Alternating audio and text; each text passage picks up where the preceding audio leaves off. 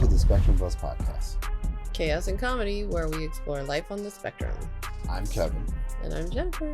In each episode, we dive deep into life surrounding neurodivergence, exploring the complex and often comical dynamic between society, family, education, and more. Through building understanding, we hope to build a community.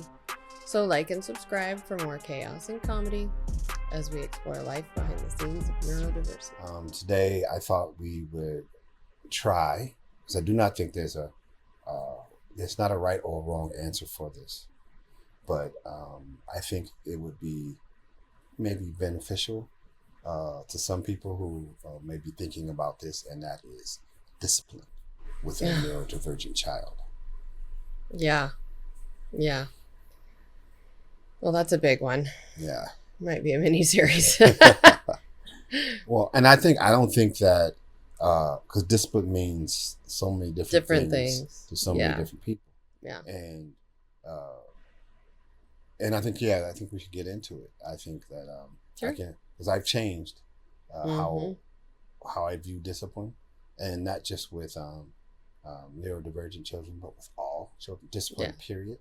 Yeah. All people. I look at things differently when you have a better understanding of how people receive information.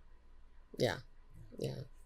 Well, I think that there's a big misconception out there, and families of kiddos with invisible disabilities, we take a lot of hate. We have to deal with social media now, and a lot of Karens out there. Parents do better is my favorite. Criticizing and commenting, posting pictures and videos of your kids, that in what we know is an escalation, and what they consider to be, you just need to discipline your child more. And you just need to do better as a parent. It's like, they put a sign on him.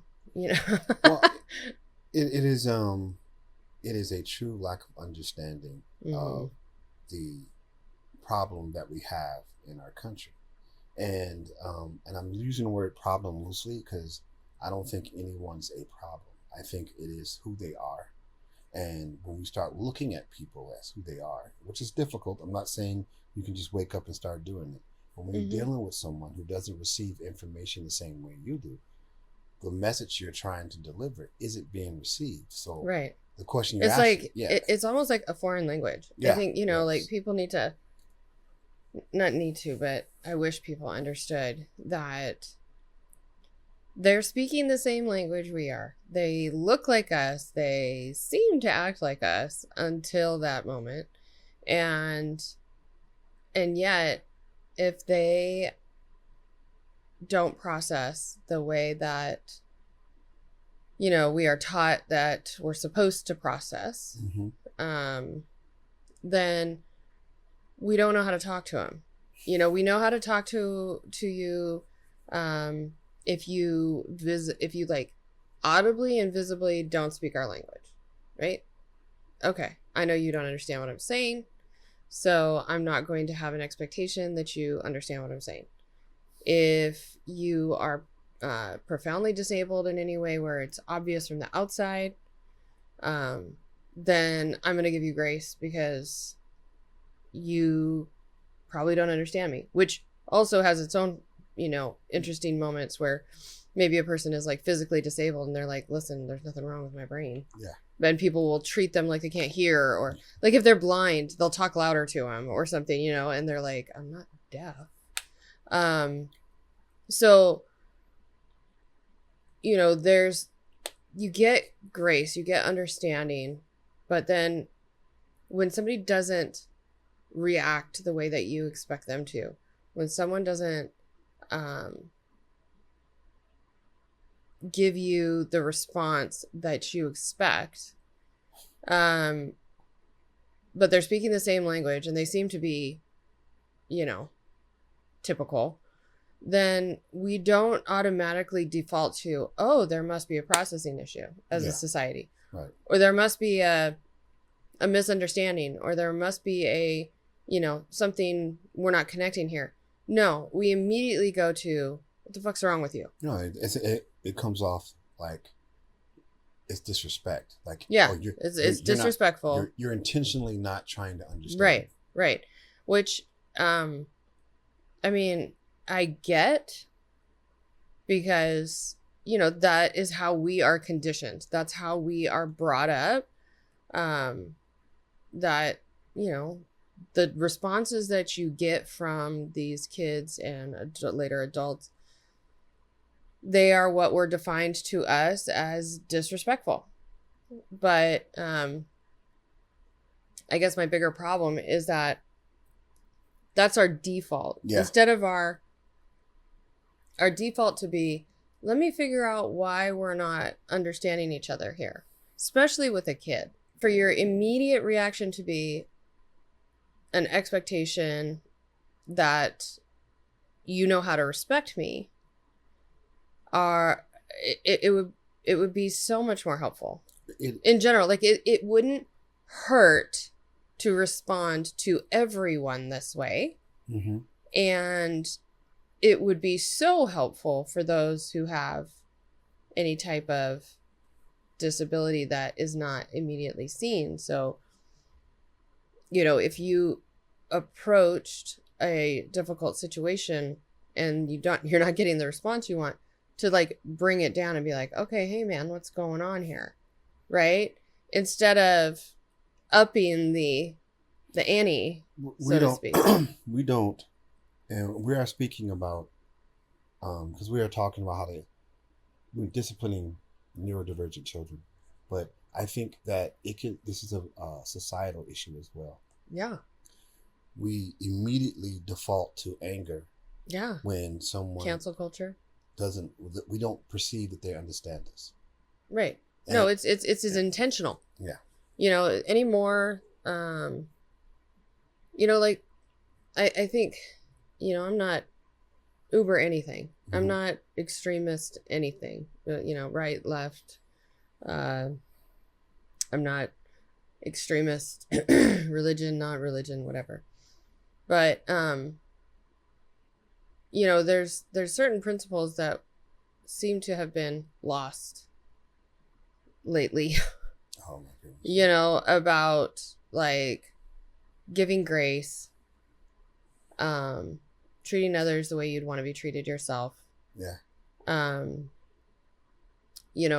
Taking care of each other, feeling protective of another human. Yeah. We through our devolving because of electronics and social media, which obviously we're engaging in because we know it's a part of our culture. Life. But and I don't believe there's anything inherently wrong with any of these things seen as progress. I've never been that type. I've always been the type to say, hey, this is the future. This is what's happening. We're going to have to learn how to use it.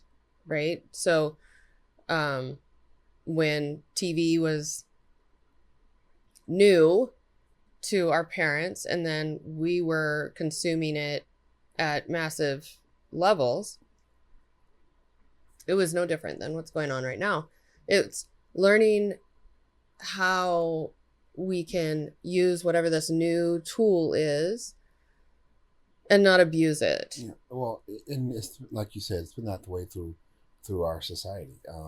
When we started writing books, there were people back then who didn't think that we should read because we didn't want creating ideas in our young people that we didn't want them to have. So this is something that they've all had. But like, what was that going to do to the foundation of what the family was teaching them if they, got other information that wasn't controlled, and it didn't come from a bad place. People, we learn about it in the future now in a very narrow mindset, but when they were feeling that way it was out of fear because they didn't know what that was going to lead to, which is exactly where we're at now. It's like, we don't know,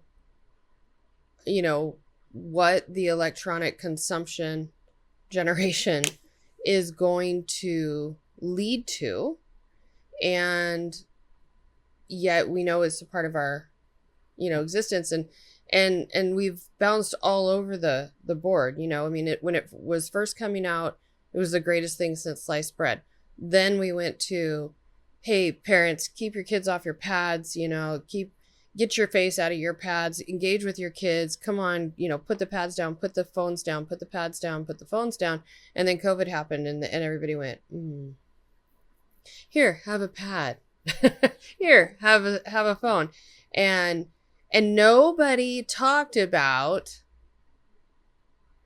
the fact that we had just literally done a 180 and we had no plan, zero plan for how we were going to address that, because we had just said for 10 years before that, this is not good for your brains. This is not good for you, to consume it like this. Use it as a tool, not as a substitute for personal interaction. And then we go, never mind, here, just take all of it, consume it like there's no limit, like there's no problem. And then we came back from COVID and we continued. We did not go, hey, that was a temporary situation.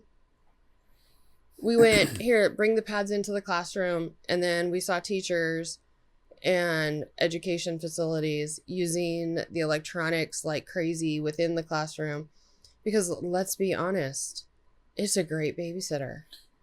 and this is what we're doing, which is a problem with our quote unquote typical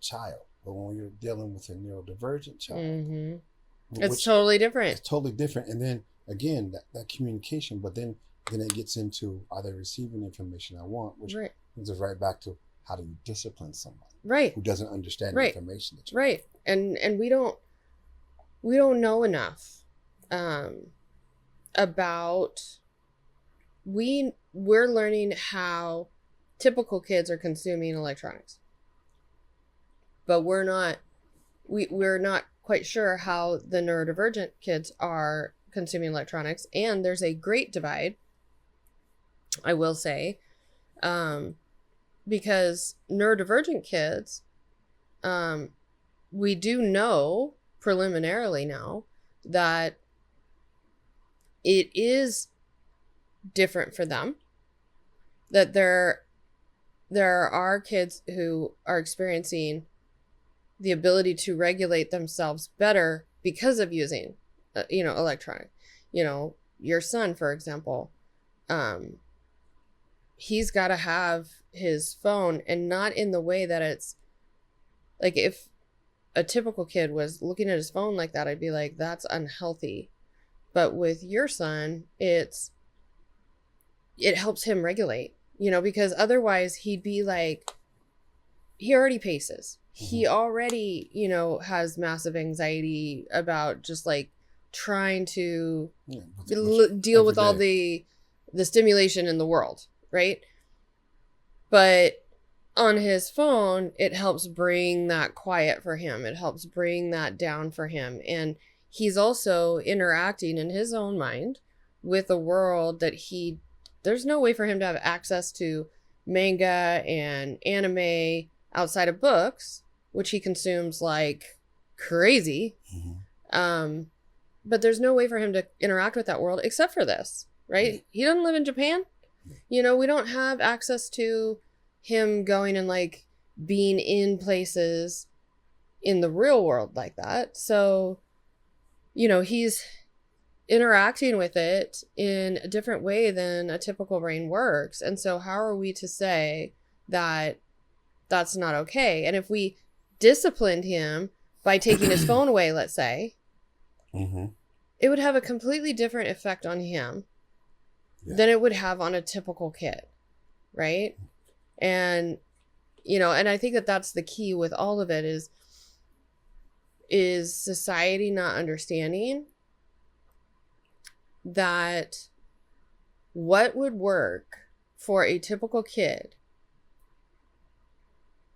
is probably not going to work for a neurodiverse kid. Yes. And the even more complicated part is what works for this neurodiverse kid may not work for that neurodiverse kid, even if they have similar conditions, because, you know, every one of these conditions presents differently in every different human. So, you know, I have ADHD, you have ADHD. Are our ADHDs the same? No. No, we have similarities. You know, we can identify with each other. We can understand a lot of things that other people wouldn't understand. But also, you know, I don't struggle with the same struggles you have, and you don't struggle with the same struggles I have. Some of the things that are gifts for me from having the ADHD are not the same gifts that you have, and vice versa. Mm-hmm. So when we're having our kids and, you know, thinking about discipline when they're not acting right in society, or, you know, basic rules of engagement with other humans, disciplining them is going to look different. And it's like a casino to me. Well, which game do you want to play? Well, and I think that's an amazing analogy, though, because you have to treat it like individually, because in the gambling, there's truly only one winner. So when you're dealing with kid, there's no right or wrong way. It's just whatever that child's way. Yeah, you have to find, you have to meet that child at their level and to find out how you can get it. Because one of the things that where I grew up, where corporal punishment was how they disciplined, and that was not just in the home; that was also in the school. Right? It's not just in school; it was in the neighborhood. You know, because I grew up under the village, so. If I did something wrong in the neighborhood, I would get disciplined by the adult who saw me. They would then call my grandparents, who would discipline me, who would then, when my parents came to get me, I would get disciplined by them. And same thing in school. Layers. A teacher, the principal, the teacher, I'm getting disciplined by those. Then I get called, and then my parent came up to the school, disciplined me there, then got home, and I get disciplined again. So it was like layers of discipline from multiple people coming through. That is not, and this is corporal, and I'm going to be very clear, this is corporal punishment from all those different levels. I had a vice principal who walked around with a large paddle, and if you were out of line in the hallways, you catch 2-3 paddles, and that was the norm. Well, in 2026, with the world we live in today and the information that we have, you just like in anything, if I had a car from the 1920s that hadn't been worked on, would I assume that if it hadn't been worked on, if it's just been around since 1927, and can I start it today?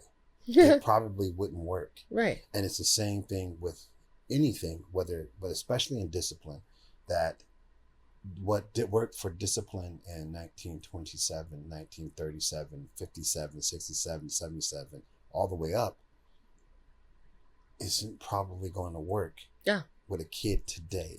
And especially if it's a neurodivergent. I was going to say, and it's not, that part is not just applicable to neurodivergent kids. That is all kids, right? Like, what we did then was, it fit society then.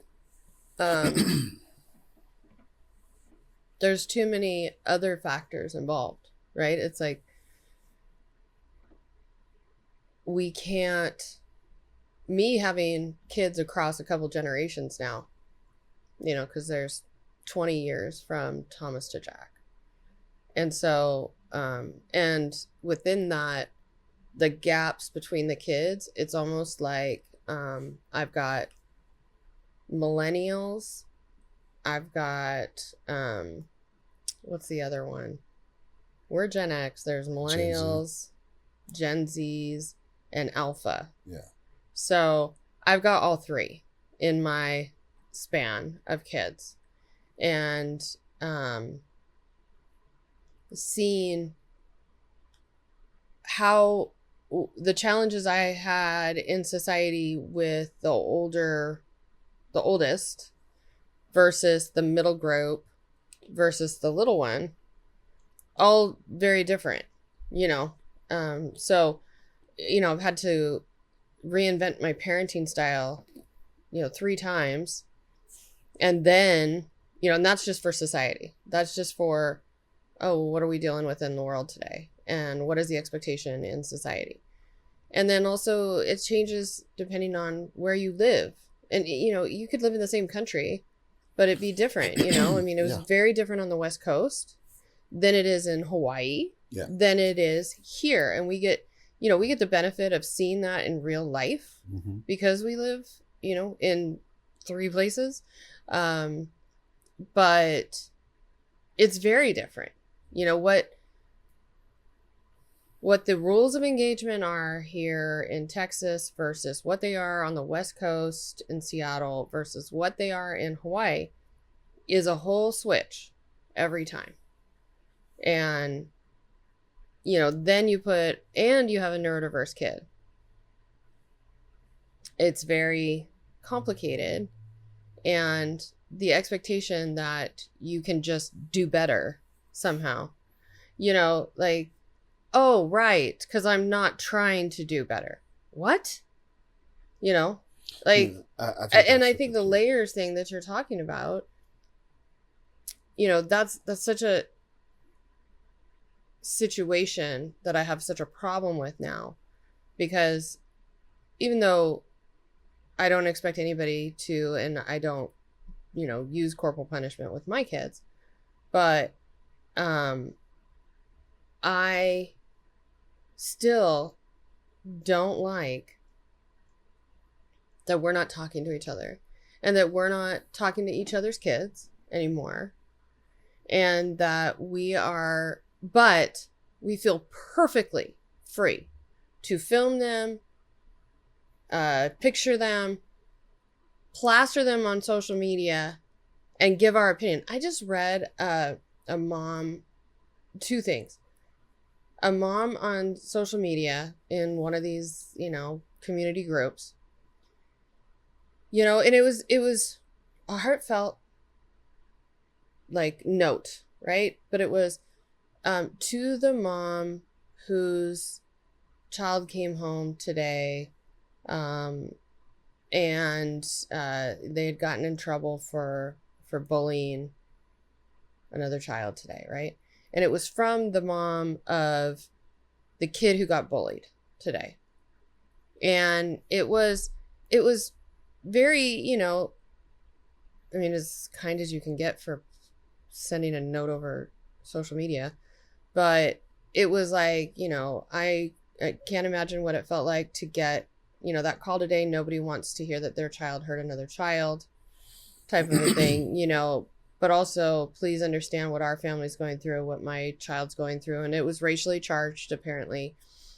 And so the impact that that's having on them as a family to have to, you know, address the racial, you know, hate that their child experienced that day, you know, with their child, and, you know, how that's changed their child probably forever.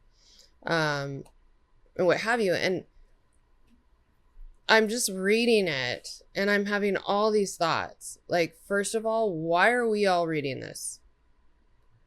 Like, why is such a private moment being shared with the world right now? And then I'm like, okay, well, maybe they're like, hey, you know, it's important for people to hear how this impacts us as a, you know, family when we have racial hate happen to our children, right? Okay, I could see that. But then I'm like, okay, that would have been a different post though. This is like a note to the mom of, You couldn't have just dropped the note off to the school and asked them to pass it to the mom of the other kid? Because I know we can't know who, how, we don't get contact information. We don't know each other well enough anymore to know who, and that's part of the problem. Let's just be clear. Back in the day, the school didn't disclose it back then either, but we all knew each other, right? Our parents didn't have social media. Our parents had a phone and no call waiting and their mouths. And they knew where every kid's parent lived, and every parent knew where we lived and knew our parents. Some of them liked each other, some of them didn't like each other, but they all knew where everybody lived. I knew where every kid lived, and they all knew where I lived. And so our parents would just go knock on a door or pick up the phone and get the phone number from another family member, another friend. Hey, do you know so-and-so? Do you know Johnny's mom? I need their phone number. I need to call their mom. Yeah, sure. Here it is. Now it's, well, I can't get their contact information. Well, you could still drop off a letter. Hey, could you get this to Johnny's mom? The school can facilitate that, and they would. Or, go dig deeper, right? Like, try to find a way to get together with the other parent, right? To repair relationships, right? And be like, hey, we want to have this, because I'm looking at this and it wasn't about the individual issue, but I was just like, so I know that you didn't mean this to publicly embarrass someone, but just because you say I don't mean, I'm not doing this to publicly embarrass you, doesn't mean that's not what you're doing. And while you may feel justified because, well, how do you think it felt to have my child, have that thing happen today? I totally get that. But again, I'm going to go back to, how dysfunctional are we as a society that we are now resorting to sending posts over groups, hoping she don't even know if this person's in that group, but we're hoping that whether she's in the group or not, somebody in the group will know her and then show her. And I'm like, is that really going to solve the problem? Because I don't think so. I think what's going to happen is you're going to get that other parent feeling even more defensive, because we don't know how to communicate with each other anymore. We don't know how to repair relationships with other people anymore. We don't know how to say, we're not teaching our kids how to do it. So then they grow up and they don't know how to teach their kids how to do it. And it all goes back to that whole discipline thing. We want everybody to discipline their kids. We want everybody to, keep their kids acting right. But then we also want everybody to keep their kid inside so that we don't have to see them. So we don't have to deal with them. We don't have to see them not acting right, because see, we're not going to deal with it head on. We're not going to address that kid when we see it happening. We're just going to post it on social media. What? Well, and I think that's as far as how we communicate in society, that is, just to play devil's advocate, I could say, if I'm not gifted at communication and I have fear about approaching people because I have anxiety, but I want this other person to know how I felt, the thought is, I'll put it out there, maybe they will. Because you're right, maybe they won't, maybe they will, but at least I'm trying this, because it's the only way I feel comfortable doing it. The problem with that is that whether we like it or not, our children, and including the neurodivergent ones, are absorbing this. And the examples that we give them and the examples how we communicate is the examples that they use, and that's how they communicate. So we have to be very...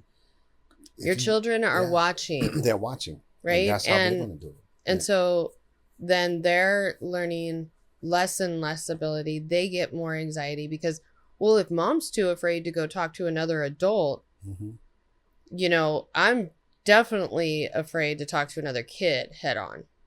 right?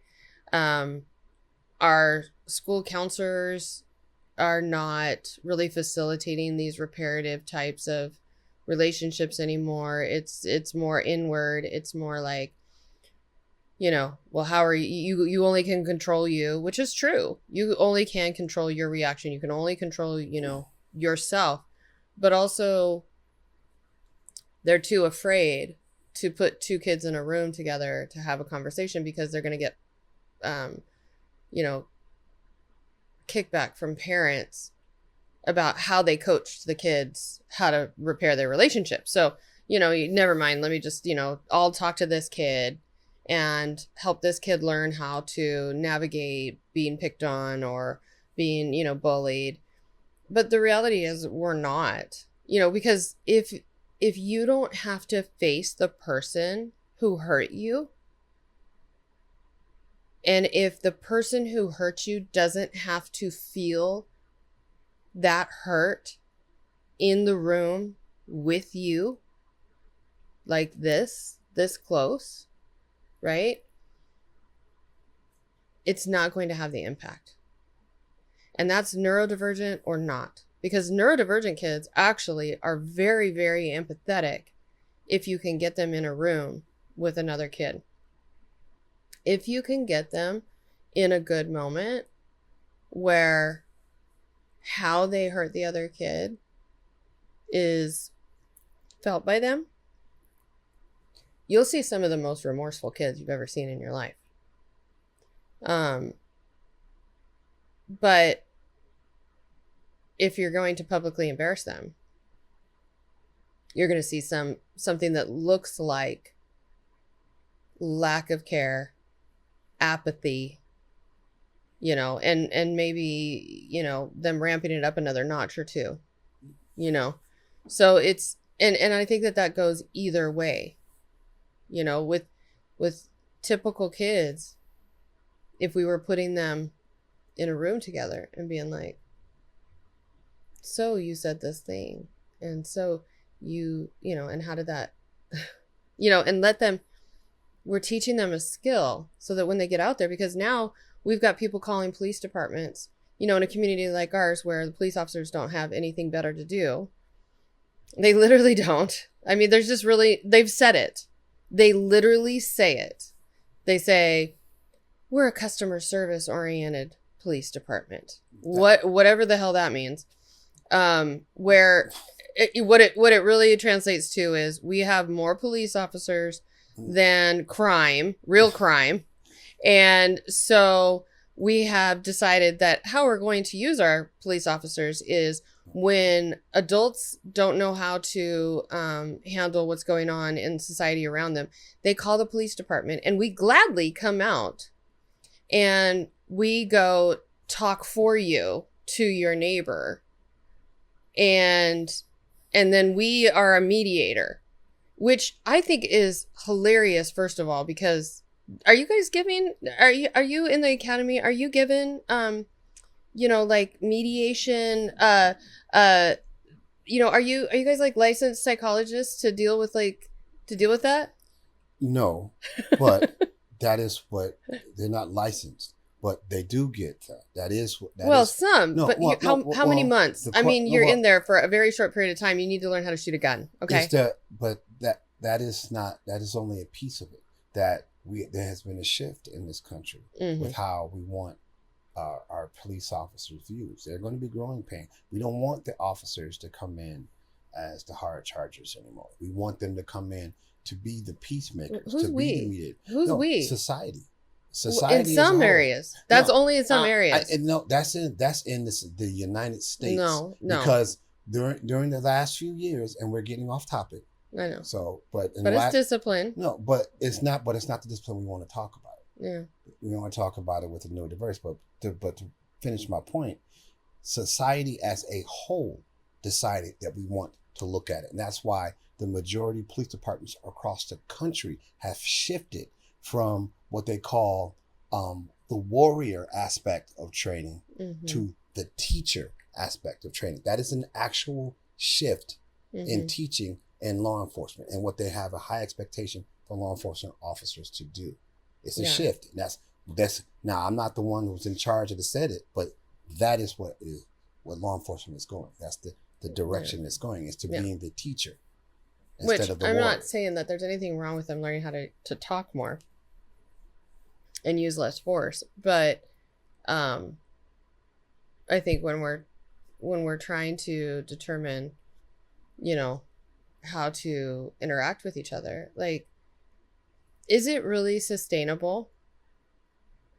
Let's say that that's the way we go, right?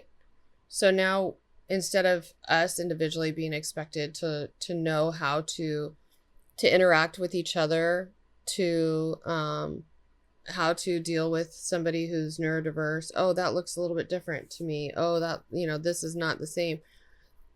We're just getting lazier and lazier and lazier about how we learn how to interact with each other because of social media.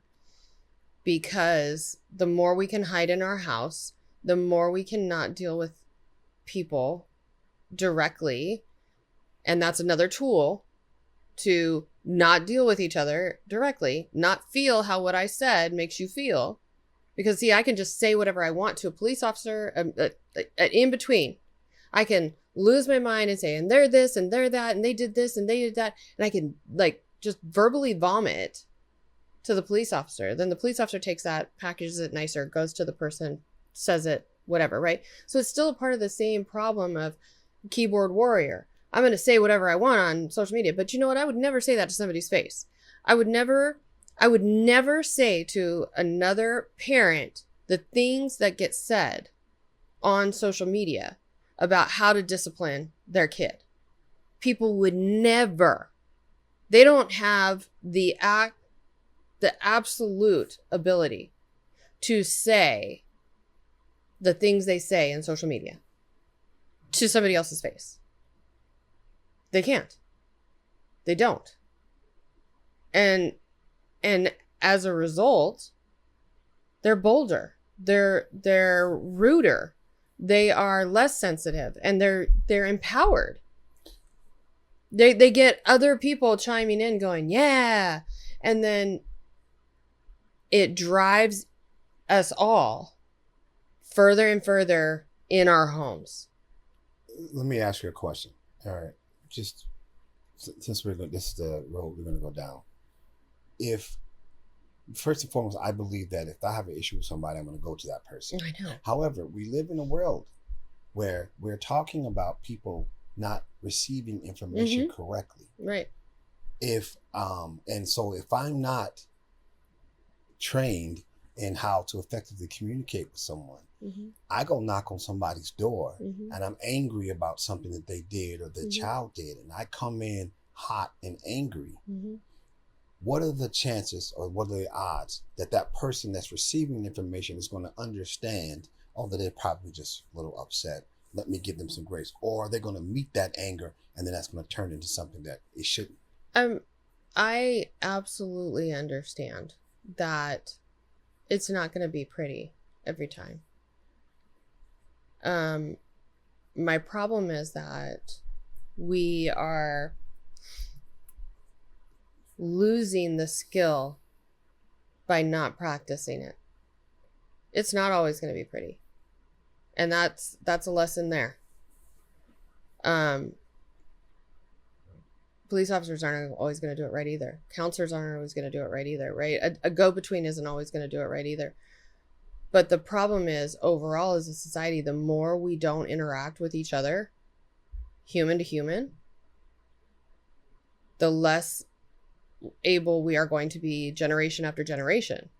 And the more problems we're going to have, which is going to become insurmountable for whoever the go-between is that we make between us, right? We continue to rely on it being, we can go onto social media and we can call someone else to come in and mediate for us and everything. And we lose that skill. We're going to get worse and worse at it. We're going to get less able to see neurodivergent kid and what's going on as something. We're going to get, because we are getting less and less exposure to it, because we are all getting driven into our homes, not out into society, not having to deal with each other. And the more we don't practice how to deal with each other, the worse it's going to get. Because we don't have to see it. You know, the message is, keep your neurodivergent kid inside. We don't want to see that. We don't want to deal with that. Okay, I'll keep him inside. How did we go backwards? So what am I supposed to do with him? I'm not sure how that. I'm a little confused.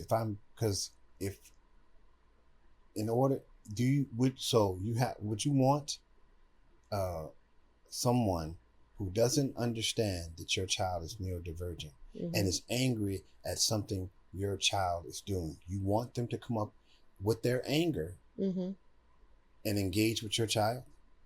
Yeah, I mean, the thought is, that I'm probably with them, or if I've allowed my child to be out by themselves, then I'm prepared for that. And I'm prepared for them to be engaged with all kinds of people. And it goes back to the principle that I said when we were growing up. I've said it before. We knew when we went out there, neurodivergent or not, we were neurodivergent, didn't know we were, but this is one thing we knew. Crazy lady in the house on the corner, gonna scream at us if we do anything in front of her house. Right? Didn't like that. Didn't go by her house. Went to great lengths to avoid her house. So-and-so's mom over there, if she sees anybody doing anything wrong, she's going to address it with us. Oh, so-and-so's mom over there, she's going to come out and talk with us. So here were some things that we learned from that. If we had a problem with a friend, we didn't just have to go to our mom. We knew that Sally's mom would come out and talk to everybody and make it better because we'd had that experience with her. So we, neurodivergent or not, we had gotten that experience of being with other parents who had different styles and dealt with things differently. Our parents benefited from that because we, as a parent, you only have so much limited knowledge of like what your ideas are. If you see another parent interact with your child in a way that they got a favorable response, you're thankful because you're grasping. You're trying to find out ways to get your child to respond favorably to you as well. Yes. So sometimes another parent, in their anger, all of a sudden you got a good response. And you're like, oh, so I was being too nice. I see. I needed to be firmer or whatever, right? Like with Jack, I know that actually we get a better reaction from him if somebody else who is not us says something to him or gets mad at him. When I get mad, when you get mad, when we do whatever we do, it doesn't make the impact for him that it makes when it's somebody out in society that he doesn't expect it from or whatever. Sometimes he doesn't have a great reaction to that, but that's okay too. And we've explained to him, yeah, buddy, when you're out there in the world that you want to be out in, not everybody's going to respond as expected. So you're going to get these responses, and this is the only way you're going to learn how to exist in the world outside our home too. Because we don't get to decide how other people are. And you're going to go to the store or you're going to go out on the road or whatever as you grow up, and you're going to run into people. I would much rather them have those interactions from doing small kid things than the first time they have that interaction is when they're an adult. Yes. Because they've been sheltered from it their whole life because we don't let our kids out because we don't want to be posted on social media. And then they really act in a way that is unacceptable in society that they get a really violent reaction because now you're an adult, you look like an adult, you present like an adult. And so now you look like there's no grace. There's no grace given. The older you get, it's going to be harder for a neurodivergent kid who has invisible disabilities the older they get. It's not going to get easier. So, yeah, I need them to have that experience. I need to have that experience with the angry other parent. I'm, like it's part of the deal. But we live in this violent society. I mean, if we let our neurodivergent kid out, and he or she engages with a neighbor who's violent, and we're not there to help buffer it, aren't we putting our child in danger? I mean, should we wrap them in bubble wrap and never let them out? Because it's still going to be a violent world when they're an adult. But that's too. I get you, but that's extreme. We're talking, but it is more likely that they're going to engage with an adult who will get in their face, pierce their personal level without us being there. And my question is, and you think that's okay? You want them to experience that? I think that if we were all dealing with each other, it's a lot harder. I think a lot of this violence has gotten to the level that it's gotten to because we don't have to.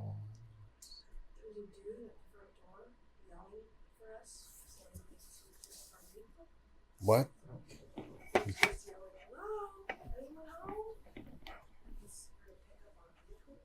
Oh, the Lincoln. Okay.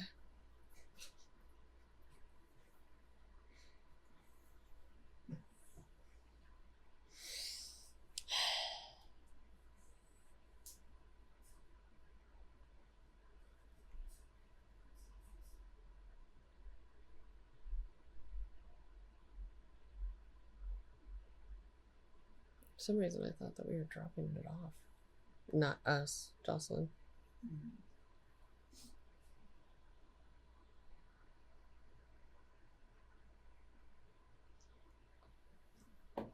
Who is that? Huh? Who is that? Oh, sorry. That's my daughter, Savannah. Oh, okay. She's visiting. She just got home from college.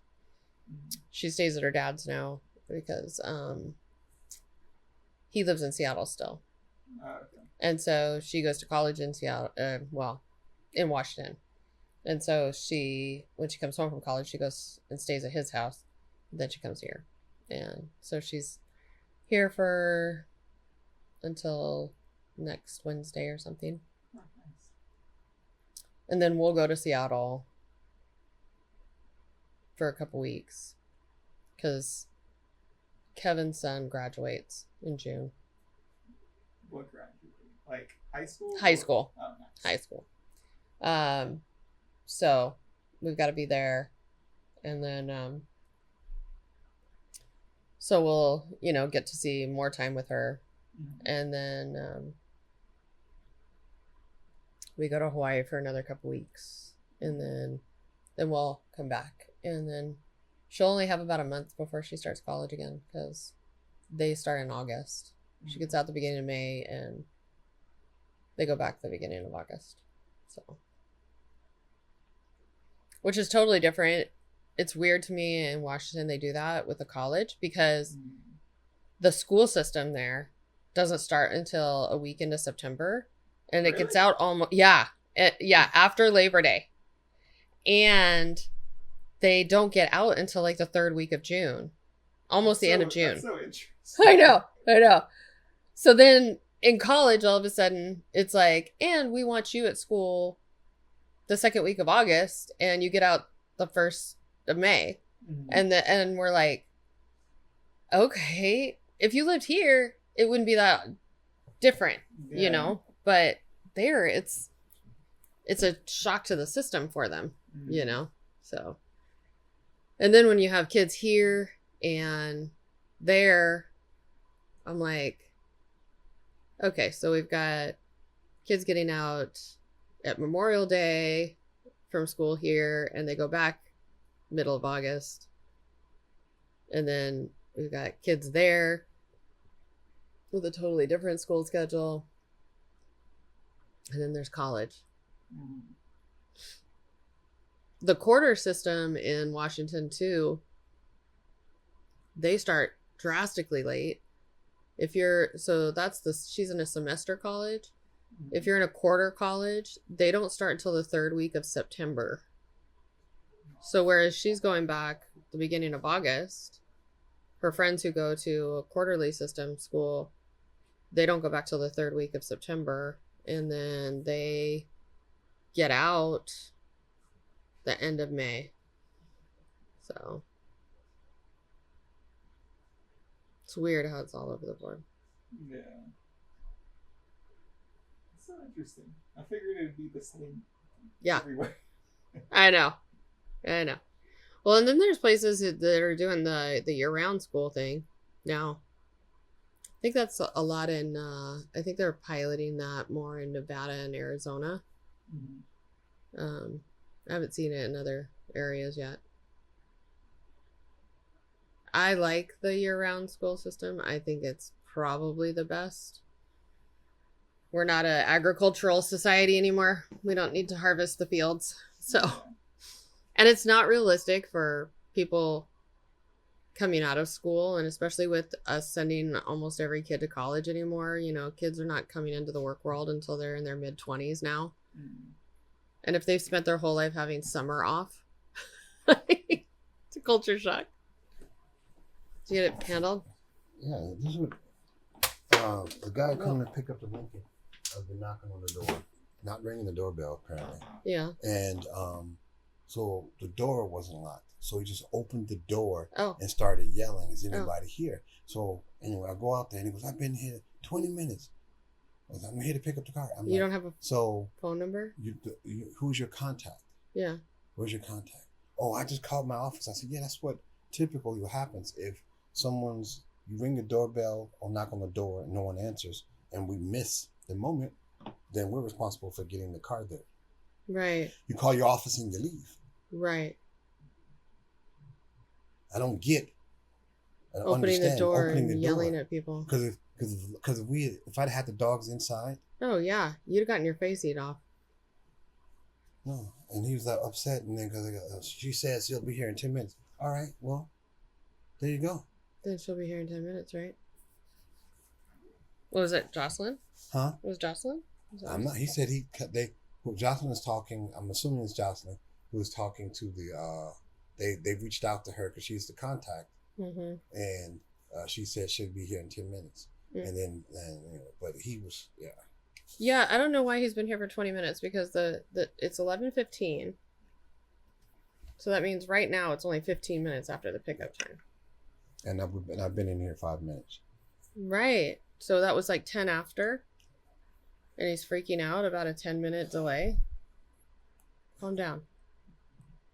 Oof. People. What are we talking about? Oh, we were talking about discipline, and I think we left off at just if we had our kids.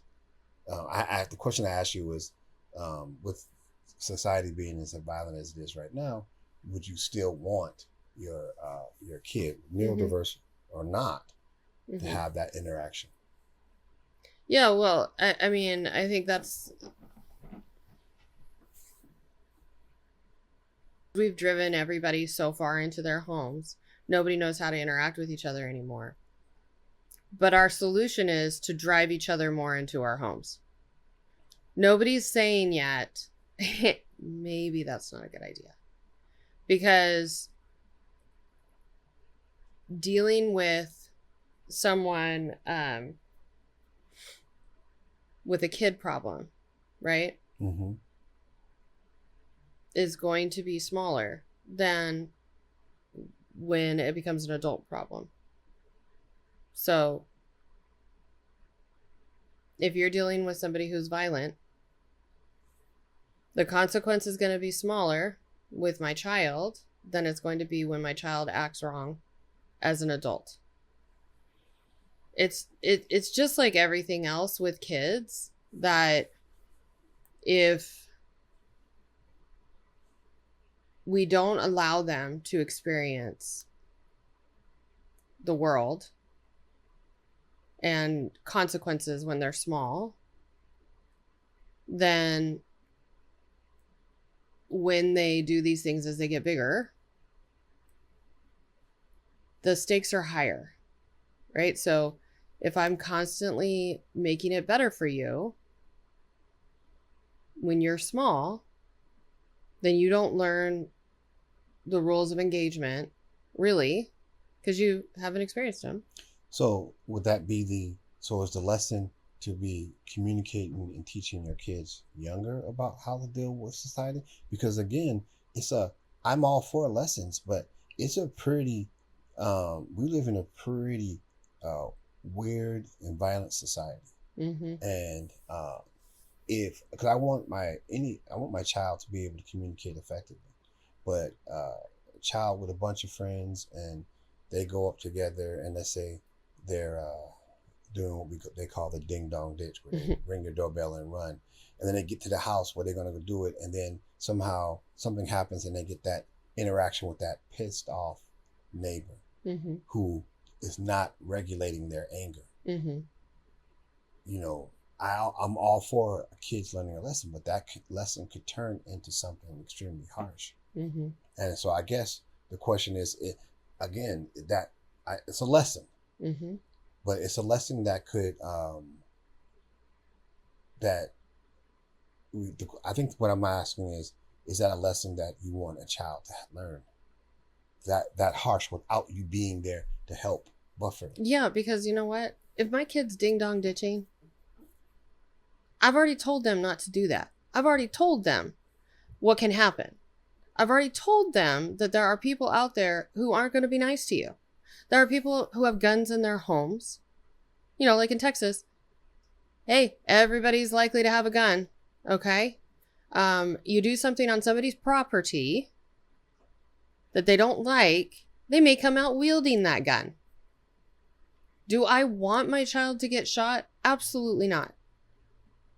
But if they are engaging in that behavior and I have allowed them to be without me, that's a key right there. If I have said, all right, well, you know what? Natural consequences. I'm not going to follow you outside. If I've decided at this point, you know, you're going to experience the world, right? Then I am signing up for bad things are going to happen. I mean, bad things are going to happen if you are not following your child everywhere. That's just a given, whether it's an accident or it's somebody who doesn't have their shit together. But I hope that it's not fatal. I hope that it's not catastrophic. But also, one catastrophic experience gets plastered all over the news. And guess what? I have an example to show my kid. You see what happened here? This is why we don't ding dong ditch. And the thing is, we self-correct at that point.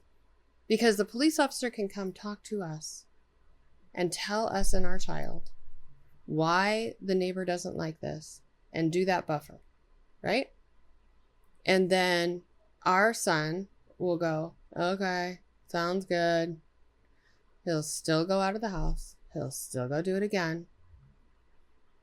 And until he gets scared, because of the way his neurodivergence works, until he has that negative, almost or borderline or definitely violent consequence from someone else, he's still going to want to know if for real that's going to happen. For real? No, I don't believe you. No, that is. I don't believe the police officer who tells me it's going to happen. I don't believe anybody who tells me it's going to happen. And we're getting to an age where it's like, okay, well, Do I let you experience that from ding dong ditching? Or do I, chain you to your bed, never let you out, don't give you anything so that you can go out? Because I'm telling you right now, for a neurodivergent kid like mine, I can do all those things. I can isolate him. We can go move out to a piece of property where he just plain doesn't have access to it. That's not going to stop the urge that he has to test. And all it's going to do is delay it. He's going to turn 18 one day. By then, he'll have so much pent up, wonder what would happen ifs, that he is going to go out there and commit crimes. Because at that point, he's not 12 and it's not just a 12-year-old ding-dong ditching. It's a wonder what would happen if I just was belligerent to a police officer. Wonder what would happen if I just took this thing because I want it. Wonder what would happen if I just pulled out a gun and put it in somebody's face. What they will do is much more serious as an adult than what they will try as a 12-year-old neurodivergent. Their ability to wreak violence and havoc on society is much greater as an adult than it is as a 12-year-old. So, yeah, I don't want any of it, right? I don't want any of it. I don't love that I live a life where my kid is going to do things that I cannot find a way to get him to understand are not okay. But having it plastered on social media, having a police officer come play mediator, those things are not going to discipline him into it. Me beating him or disciplining him or taking things away or whatever, that's not going to teach him. He's a natural consequences kid. We've got to see how society reacts to it. We got to see what the real reaction is. That is the only way that he receives the information, unfortunately. I hope someday we can find another way for him to receive the information. But I feel less scared of the consequences he may have as a 12-year-old than I feel of the consequences he will have as a 20-year-old. And I've lived it. I've literally lived it. My older son, who was not as extreme as Jack, but similar mindset, we did all those things. We disciplined him. We kept him. We restrained him from having access to all these things. And he was on a collision course with death at 20. Like, that's all we've dealt with in his adulthood is one near miss after another. Now the consequences are literally death weekly.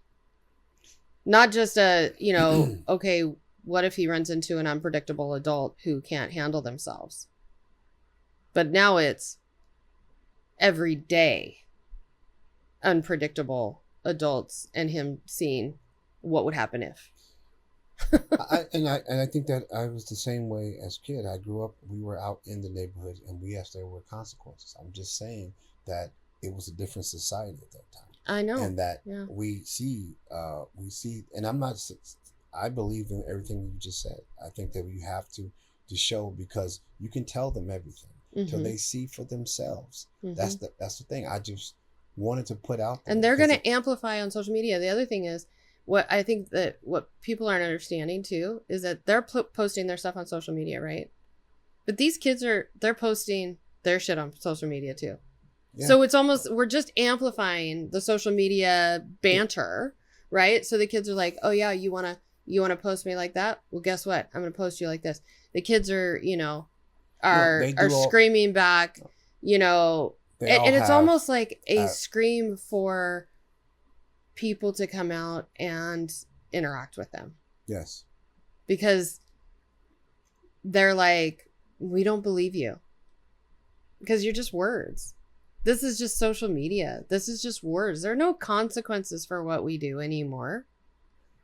And so, there's no real consequences. And the expectation is you have the consequences in your home. But what kind of consequences can I have in my home if there's no consequence in real life? I just look like a crazy. My kid's not dumb. He knows that anything I tell him, he's going to test that theory out there in the world. And when out there in the world doesn't follow what I told him will happen. Well, what do we say to that neighbor who said, well, then, what do you want me to do? You want me to interact with him? I do. Or do you want because if I call the police, that's going to be a consequence. Yep, there is.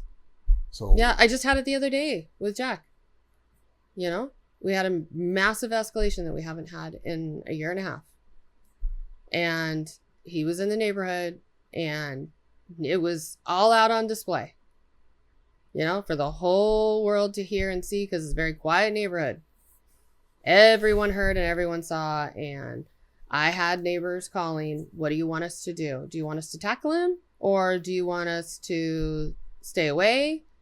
And I said, I need you to let the gate know that the police are coming. Oh, do you really think that that's necessary? Shouldn't we just try to handle it, just amongst ourselves, quietly? And I said, no, it's really necessary. And I know that letting 4 police officers into my home to deal with my 12-year-old, I have no control at that point as to what happens. It is heartbreaking. It is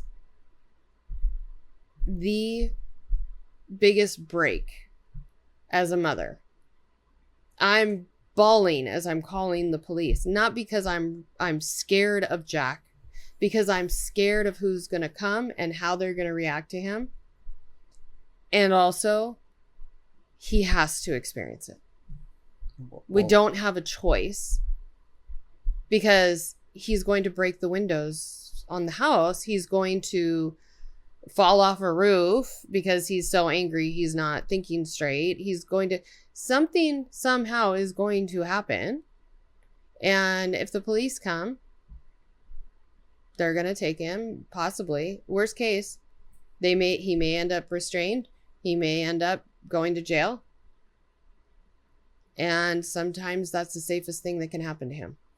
Well, then again, in the beginning of our conversation, those are the neighbors who are going to say, that's why I'm not going to engage with your child. I'm just going to call the police. Right. And that's fine. That's fine.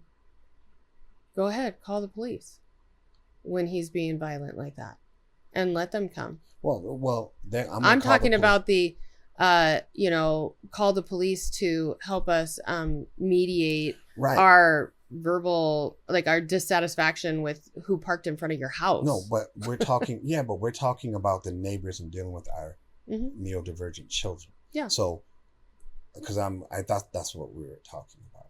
Yeah. So they don't know. Exactly. They see your kid. I didn't have a problem with anybody coming. I had one neighbor came up and came right in, and Jack did not want that. He was like screaming, like, go away, I don't want you, because he was embarrassed that this neighbor. And I said, come on in, because I'm not going to control how everyone reacts to what's going on with him. He has to learn, and it's okay for them to see this is how ugly it gets. It helps them understand and have more empathy for what we deal with as neurodivergent parents of neurodivergent children. And it helps them next time they see a kid acting like that, understand that maybe it's not what they think they're seeing. And it also helps my kid understand that they can still love you and see you tomorrow. They can also come in and be like, you can't act like this to your mom. There's so many benefits that outweigh the occasional, what happens if you get her crazy? Because even a crazy who comes out, how much guts do they really have? Because these people sound and look like they're really going to be violent and stuff until they're in the moment. Most of these people are just like bullies. Most of this violence is only because they're not being met with any resistance. Everybody's hiding in their houses. So a couple bullies are able to wield all this fear, but really, how bold are you when you actually come out to have that conversation? Because you're dealing with somebody in real life. You're not a keyboard warrior who's making all kinds of threats. You're not standing behind a police officer who, has the mediation tool going on. If you have to have the conversation yourself, if you have to enter that thing yourself with that neurodivergent kid, how else are you going to learn if you don't experience it? If we don't allow other people to see this and they don't have to see it, it's kind of like back in the day with the medically fragile kids who are drooling or they can't eat properly or whatever, and parents would get mad that you brought them into a restaurant. I don't want to see that, whatever. Well, how else am I, and people were like, well, so you're going to bring your kid in there and they're going to have to be subject to that kind of hate and those kind of comments and stuff. And yeah, it took some people being brave and bringing their kids in and dealing with that. And, and then people saying something to that ugliness, right? Like, what the fuck is wrong with you? What should we do? Should we hide this kid away because you don't want to see them at dinner? What's wrong with you? But it wasn't easy at first. We put ourselves in this position, but the end game is uglier than if we reverse course at this point and we go, okay, what are we trying to go for here? Kids are never seen and never heard. We went from kids should be seen and not heard to let the kids play, kids are kids, blah, blah, blah, to kids are raising themselves, to now kids should not be seen and not heard. Put them away. And especially if they're neurodivergent. Especially that, we don't want to see that. We don't want to deal with it. If our kid isn't like that, we want to live in a world where we don't even have to deal with that as a reality. We don't want to see your 12-year-old throw what we call a tantrum.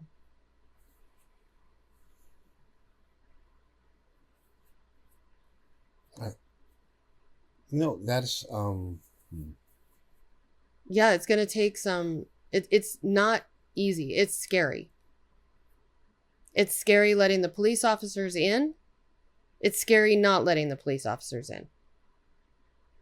Pick your poison. If I don't let them in, how many years am I trying to deal with my neurodivergent kid getting bigger, stronger, and more violent?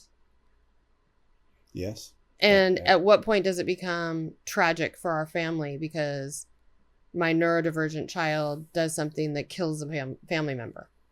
Because that happens. Yes. Accidentally. Nobody meant for it. We thought we could handle it inside. We didn't ever want to bring in the police. And then there's we brought the police in and the police did something wrong or didn't handle it well. And the neurodivergent kid ended up dead. That happens too. And as long as we're learning and we're trying to figure out how to do this, we're going to have those tragic accidents. We're going to have those tragic moments. Nobody wants them, but none of it's preventable 100%. So the bigger question is, what is the end game? What are we trying to accomplish? Because where we're going right now is kids should be not seen and not heard, and especially if they're neurodivergent. We especially don't want to see those ones because you need to just do better. Yeah. Ooh, Well, like you said, we could probably there's gonna be several episodes on this. Yeah. Absolutely. Yeah. Well, anyway, thank you guys for listening. Please comment, like, and share. And if you want to reach out to us, please connect with us on social media. Thank you for joining us today. Until next time. Bye.